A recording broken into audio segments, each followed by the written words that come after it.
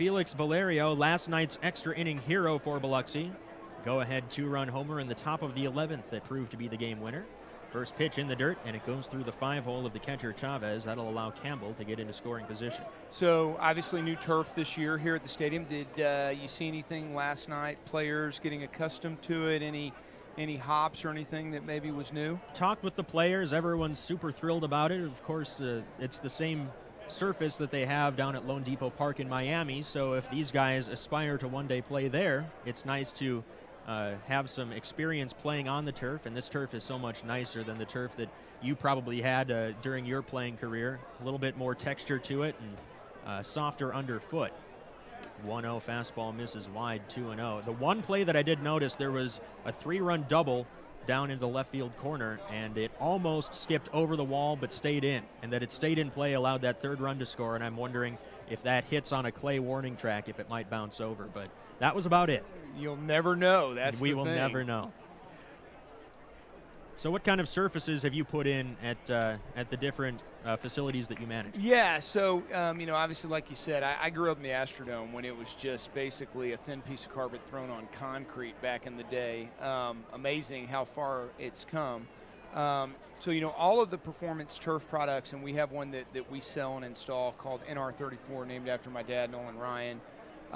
Really, today, the ball plays so true on these surfaces because of the infill that you put in them, whether it's sand and crushed rubber or sand and, an organic material. There's lots of different ones out there. And, sort of the rooster tails that you used to see back in, Tampa, back when it first opened up, are really a thing of the past. You rarely get that anymore with these performance fields. 2-1 the count to Felix Valerio. McCambly trying to work around the man at second. Next pitch, check swing foul over the first base dugout. Eric Bramer here, joined by Reed Ryan of Ryan Sanders Sports Services.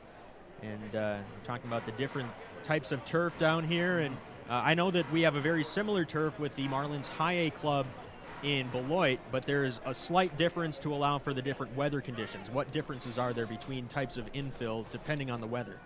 Yeah, so not familiar with exactly what they have there, but it depends on the situation that you're wanting to achieve.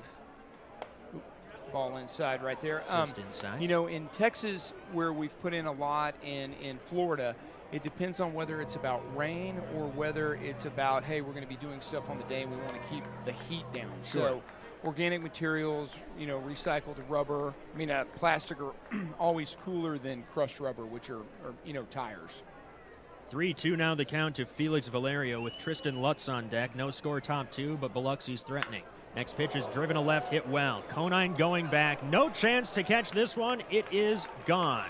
A 2-run home run for Felix Valerio.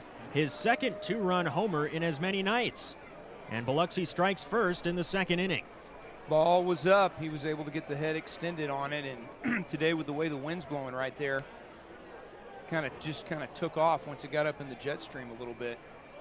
Reed Ryan, you used to play. How has the world of minor league baseball changed since back in those days? Yeah, so, I was drafted in 1994, played a couple years, obviously been in the game my whole life, got into ownership in the late 90s when I bought